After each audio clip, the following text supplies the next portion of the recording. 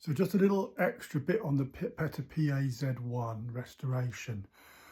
I had that plastic fuel filter on there, which was intercepting, I put it on there to intercept any sort of bits and pieces, bits of rust, any dirt that was still in the fuel tank. I did give the fuel tank a good clean, but it was old, it's like 60 years old, and there was a bit of rust in there. I got off as much as I could, and I did glass fibre a section of the bottom of the tank, but there could be bits of debris in there still. It's hard to get everything out. So there is the genuine fuel filter on there still, but that's an old one. It's one of those felt ones, which I wanted to keep because it's original and it's nice. So I'm going to get rid of the plastic one because it does look a bit incongruous and doesn't look very nice. And some people have commented on it, and it is true. It does look a bit out of place. So I've decided to put this little filter on there. It's an aluminium one, and it's quite small. You can see how small it is compared to my finger.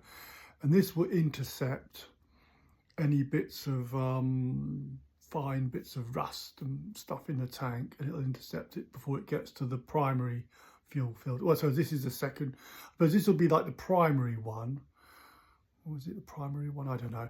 This one will intercept bits of debris in the fuel tank before it gets to the main and original fuel filter, which has got that felt element, which filters out the real fine particles. But let's have a look at this. It's quite a good little one. This is cleanable, so you can take it apart like that. Let's unscrew that. And inside we have this. It's like a, I don't know what that's made of, a very fine mesh, very fine mesh. So that sits inside here like that.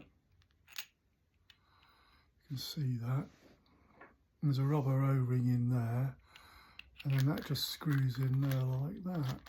It's quite a good little filter actually, so don't get any little bits of fine debris out.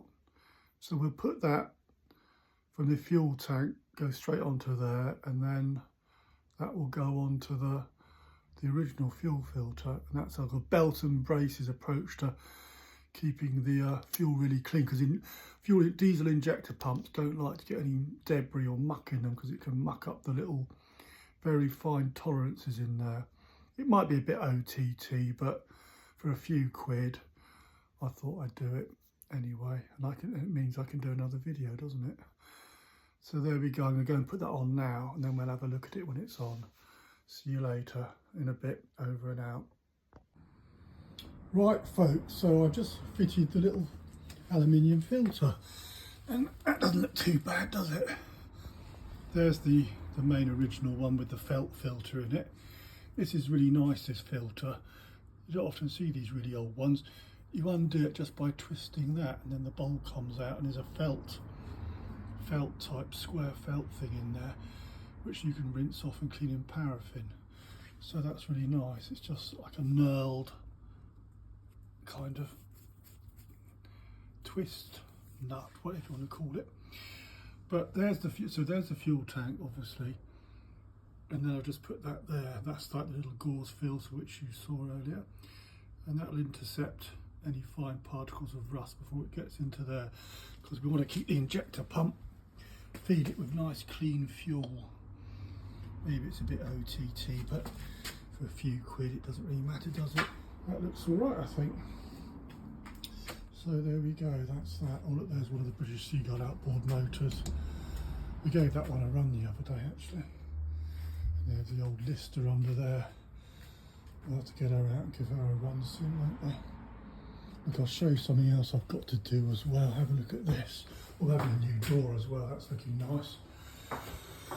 I'll show you this other little job I've got to do. It's a bit of a pain, but it's something you guys might be interested in. Nothing to do with engines, it's to do with our cooker. I went to cook my dinner the other night, and the old no heat coming out. So I've taken it apart, which is very straightforward actually, it's quite doable. But look what happened, look. The element had popped That's your heating element for the main oven. That's 2.5 kilowatt. But it's popped, little holes formed there, and it stopped working. So I just ordered a new one for 15 quid. They're quite easy to put on. It just sits in, you can't really see, but it sits in the back there. There's the fan. It just sits around the fan. And yeah, 2 little spade terminals. You have to take the back off as well to get to the spade terminals. But it's an easy job to do. So yeah, I expect a lot of people wouldn't want to do it. Make sure you turn the electricity off, obviously.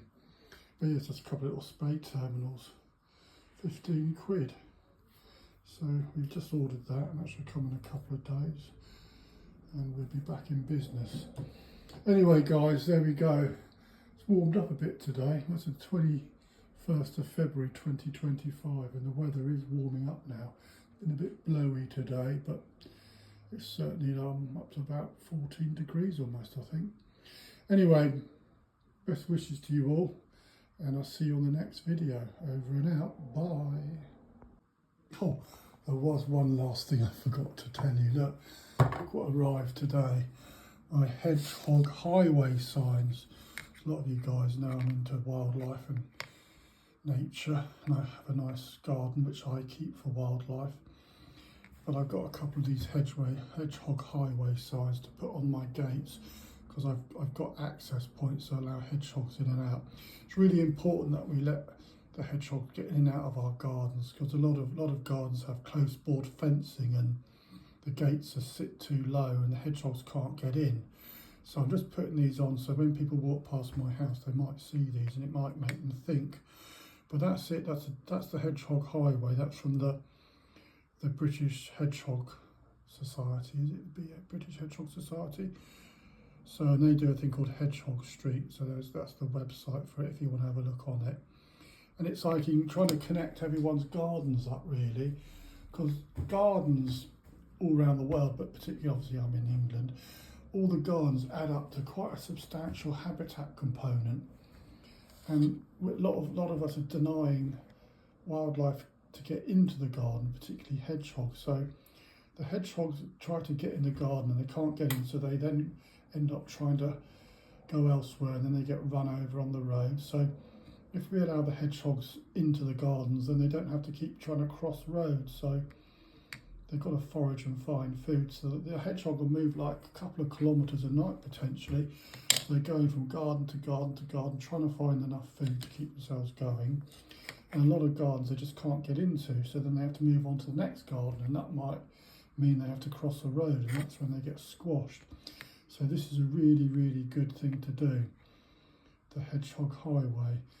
Just creating like a 130mm by 130mm square hole or round hole, or lift your gate up slightly. I've lifted my gates up a bit, and then you can allow the hedgehogs in and out. You don't have to put a sign up, but I'm just doing this because one of my gates is out on a public road, so maybe people will see it and it'll make them think.